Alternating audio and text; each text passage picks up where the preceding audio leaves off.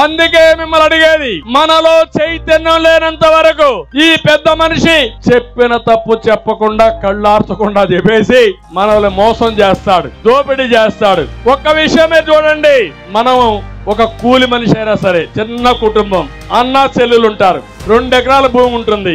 ఏం చేస్తారా మీరు? 2 ఎకరాలు నువ్వే కొట్టేస్తావా? ఇద్దరు సరిసగం తీసుకుంటారా లేదా?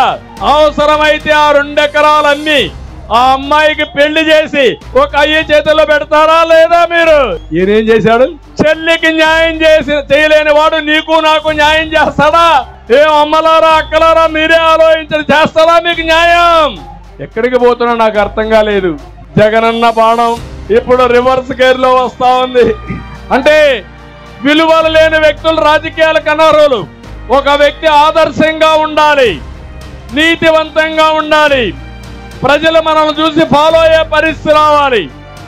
అది కాకుండా ఈరోజు ఇష్ట ప్రకారం చేసే పరిస్థితికి వచ్చారు.